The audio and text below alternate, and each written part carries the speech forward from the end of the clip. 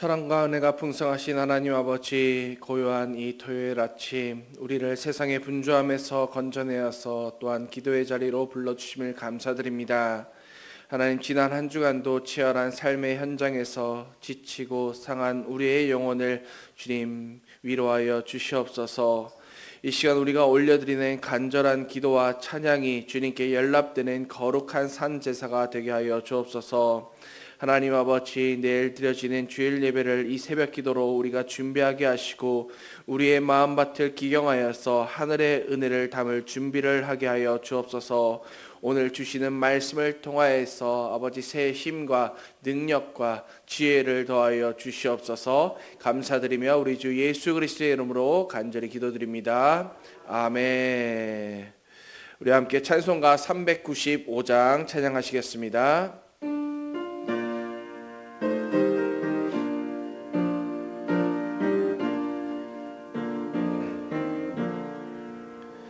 자비하신 예수여, 내가 사람 가운데 의지할이 없으니 슬픈 자가 됩니다. 마음심이 어두니 밝게 하여 주소서. 나를 보호하시고 항상 인도하소서. 거룩하신 예수여, 비로 날 사셨으니 어찌 감사하온지 말로 할 수 없도다.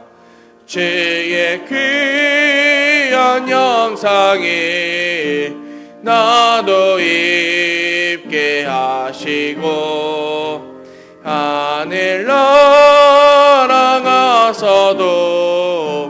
사랑하게 하소서. 아멘.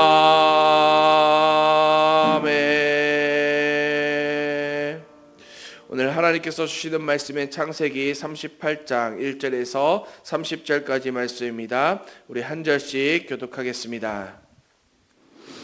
그 후에 유다가 자기 형제들로부터 떠나 내려가서 아둘람 사람 히라와 가까이 하니라.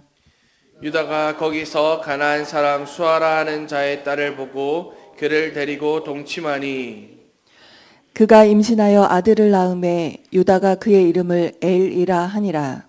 그가 다시 임신하여 아들을 낳고 그의 이름을 오난이라 하고, 그가 또 다시 아들을 낳고 그의 이름을 셀라라 하니라. 그가 셀라를 낳을 때에 유다는 거실에 있었더라.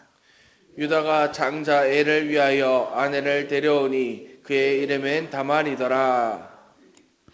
유다의 장자 엘이 여호와가 보시기에 악함으로 여호와께서 그를 죽이신지라.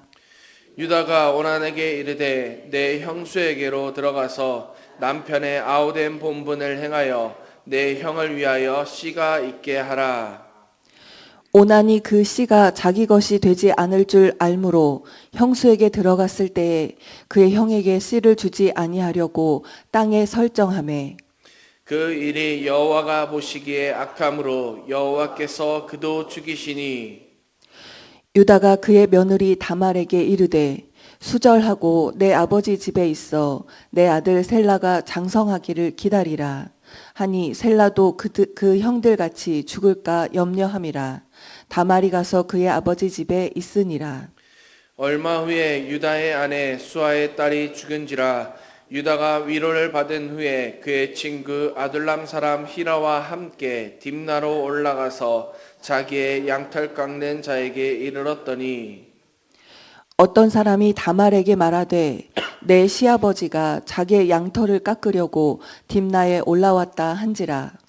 그가 그 과부의 의복을 벗고 너울로 얼굴을 가리고 몸을 휩싸고 딥나 길 곁 에나임 문에 앉으니, 이는 셀라가 장성함을 보았어도 자기를 그의 아내로 주지 않음으로 말미암음이라.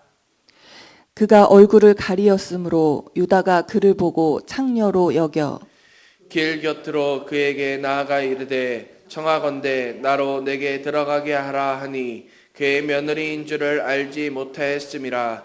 그가 이르되 당신이 무엇을 주고 내게 들어오려느냐. 유다가 이르되 내가 내 떼에서 염소 새끼를 주리라. 그가 이르되 당신이 그것을 줄 때까지 담보물을 주겠느냐. 유다가 이르되 무슨 담보물을 내게 주랴. 그가 이르되 당신의 도장과 그 끈과 당신의 손에 있는 지팡이로 하라. 유다가 그것들을 그에게 주고 그에게로 들어갔더니 그가 유다로 말미암아 임신하였더라. 그가 일어나 떠나가서 그 너울을 벗고 과부의 의복을 도로 입으니라. 유다가 그 친구 아들람 사람의 손에 부탁하여 염소 새끼를 보내고 그 여인의 손에서 담보물을 찾으려 하였으나 그가 그 여인을 찾지 못한지라. 그가 그곳 사람에게 물어 이르되 길곁 에나임에 있던 창녀가 어디 있느냐. 그들이 이르되 여기는 창녀가 없느니라. 그가 유다에게로 돌아와 이르되 내가 그를 찾지 못하였고 그곳 사람도 이르기를 거기에는 창녀가 없다 하더이다 하더라. 유다가 이르되 그로 그것을 가지게 두라. 우리가 부끄러움을 당할까 하노라. 내가 이 염소 새끼를 보냈으나 그대가 그를 찾지 못하였느니라. 석 달쯤 후에 어떤 사람이 유다에게 일러 말하되 내 며느리 다말이 행음하였고 그 행음함으로 말미암아 임신하였느니라. 유다가 이르되 그를 끌어내어 불사르라. 여인이 끌려 나갈 때에 사람을 보내어 시아버지에게 이르되 이 물건 임자로 말미암아 임신하였나이다. 청하건대 보소서 이 도장과 그 끈과 지팡이가 누구의 것이니까 한지라. 유다가 그것들을 알아보고 이르되 그는 나보다 옳도다. 내가 그를 내 아들 셀라에게 주지 아니하였음이로다 하고 다시는 그를 가까이 하지 아니하였더라. 해산할 때에 보니 쌍태라. 해산할 때 손이 나오는지라. 산파가 이르되 이는 먼저 나온 자라 하고 홍색 실을 가져다가 그 손에 메었더니 그 손을 도로 들이며 그의 아우가 나오는지라. 산파가 이르되 내가 어찌하여 터뜨리고 나오느냐 하였으므로 그 이름을 베레스라 불렀고 그의 형 곧 손에 홍색 실 있는 자가 뒤에 나오니 그의 이름을 세라라 불렀더라. 아멘. 할렐루야. 오늘도 매일 기도의 2부 시간에 나온 우리 성도님들 그리고 가정에서 함께 영상으로서 예배드리고 있는 우리 성도님들에게 하나님의 크신 은혜와 축복이 가득 넘치기를 간절히 소망합니다.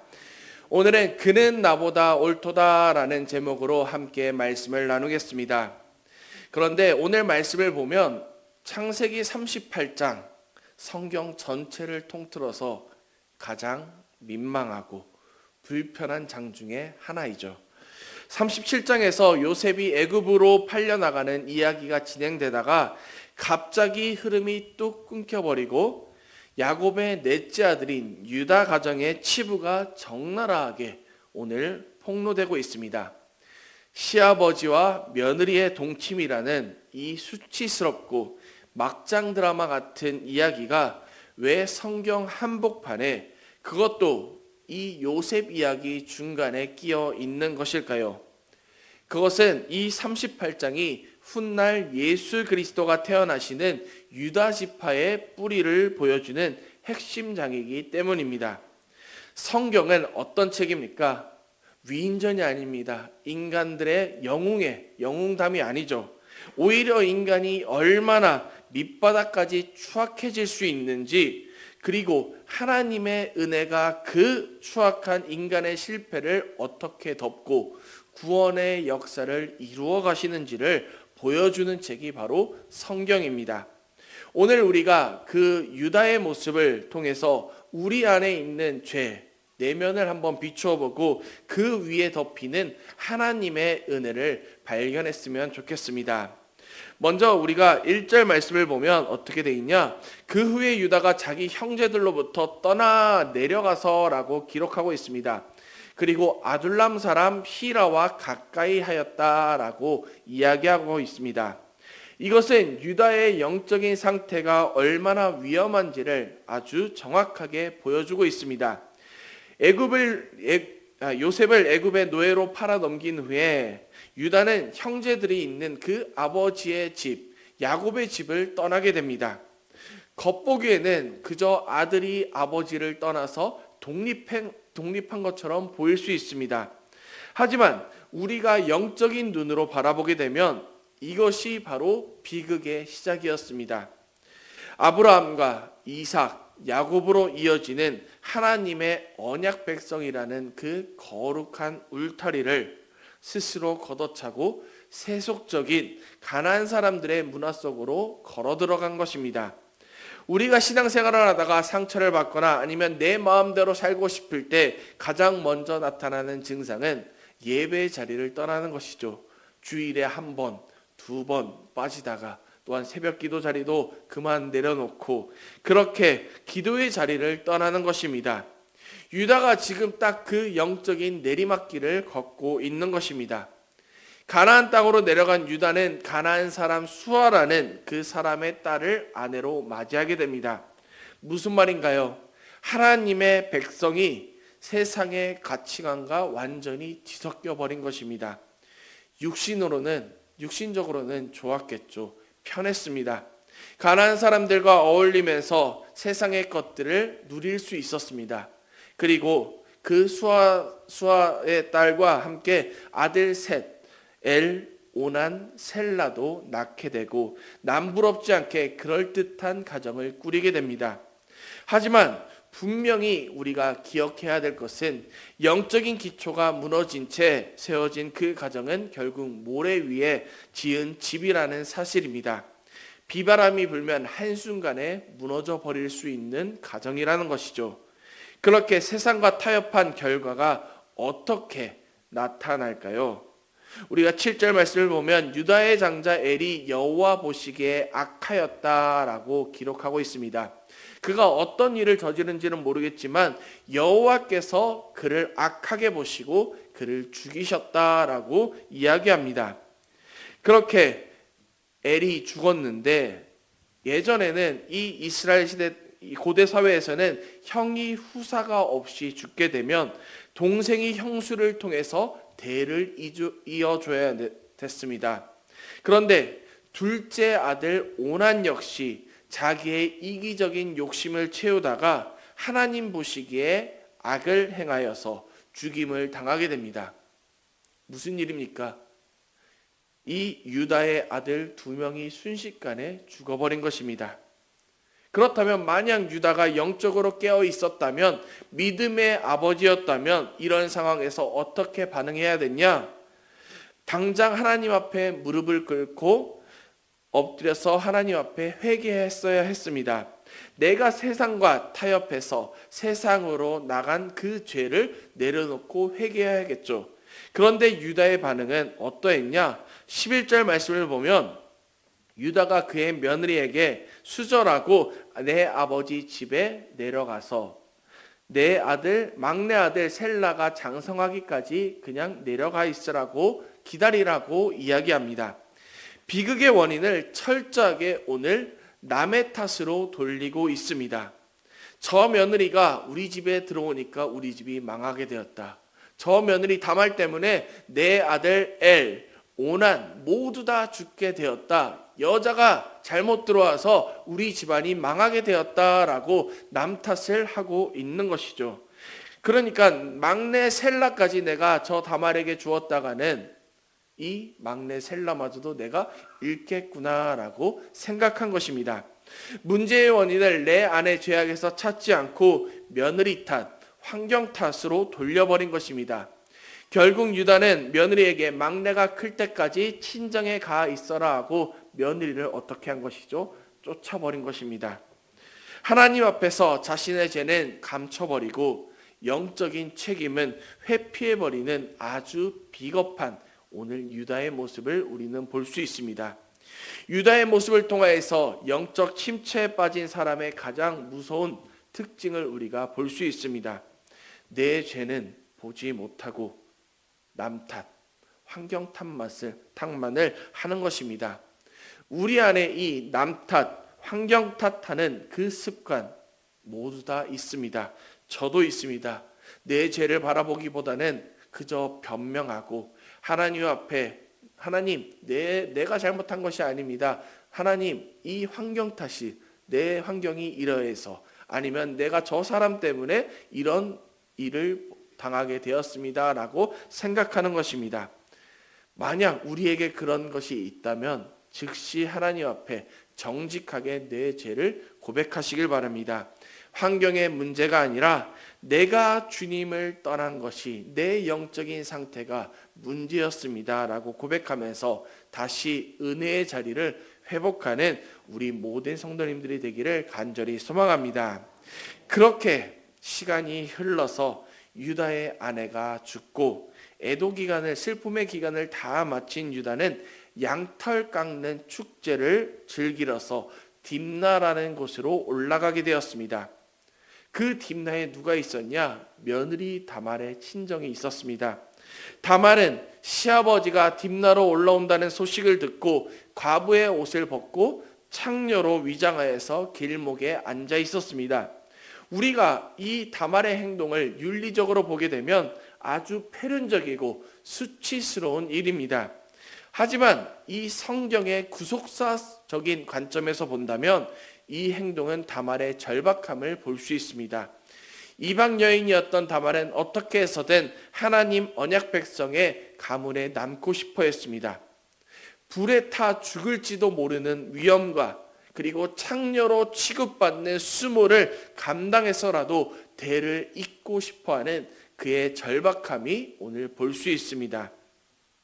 반면에 유다는 어떻습니까? 영적으로서 아주 무감각해져 있었습니다. 축제 분위기에 휩쓸려 버리고 그리고 정욕에 눈이 멀어서 길가에 앉아있는 여인이 자신의 며느리 다말인지도 모른 채 창녀인 줄 알고 그냥 동침을 하고자 요구했습니다. 다말은 화대로서 그 값으로서 나중에 염소를 주겠다는 유다에게 무엇을 요구합니까? 도장, 그의 끈, 그리고 지팡이를 요구합니다. 고대 사회에서 도장과 끈과 지팡이는 그냥 단순한 물건이 아니라 그 사람의 신분증이자 가문의 권위를 상징했습니다. 오늘날로 말하면 인감도장을 이야기하는 것이죠. 즉 유다가 하나님 언약의 백성의 족장임을 나타내고 있는 것들이었습니다. 그런데 유다는 잠깐의 그 유익을 위해서 육신적인 쾌락을 위해서 자신의 소중한 신분증, 영적인 권위를 이방 여인의 손에 선뜻 내어주고 말았습니다.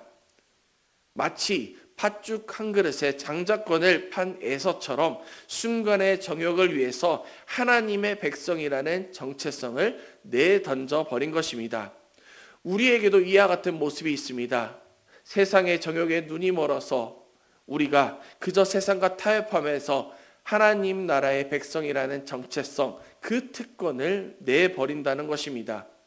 우리에게 그런 일이 없는지 한번 돌아보시기 바랍니다. 그리고 우리 안에 있는 그 거룩함, 그것을 회복하는 이 시간이 되기를 간절히 소망합니다. 그렇게 석 달쯤 이제 지나게 되었습니다. 어떻게 되었습니까? 다말이 임신하게 되었죠. 그 아이의 아버지는 유다였습니다. 그런데 그것을 모르고 며느리 다말이 임신했다는 소식을 듣고 유다는 다말을 끌어내어서 불에 살으라고 이야기합니다.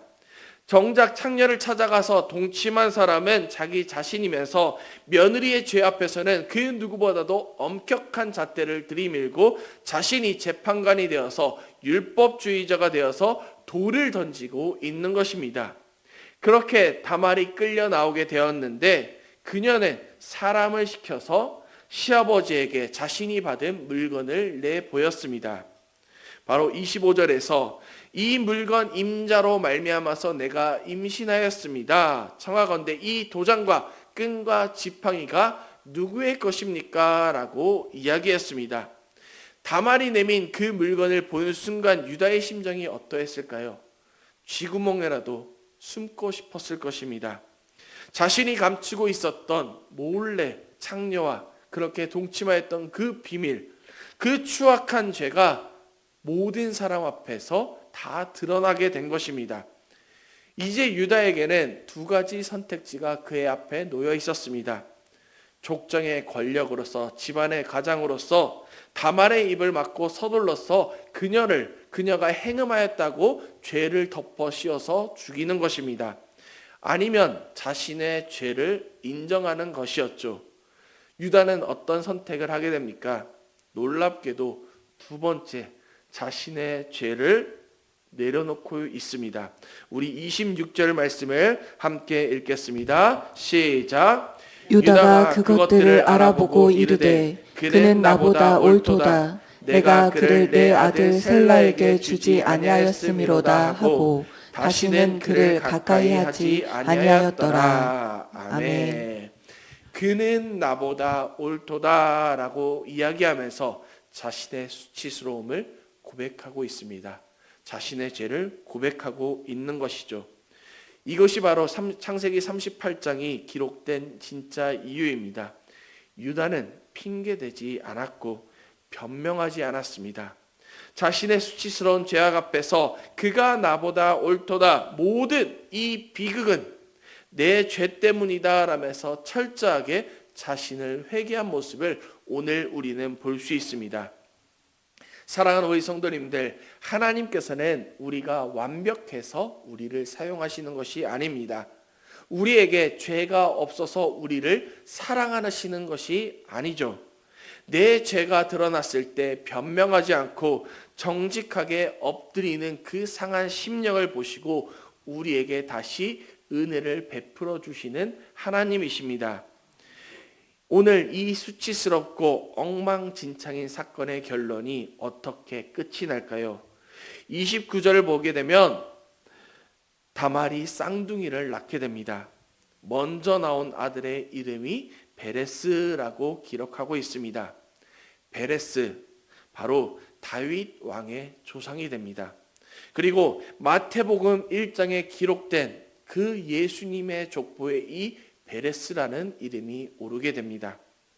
이것이 바로 십자가의 은혜입니다.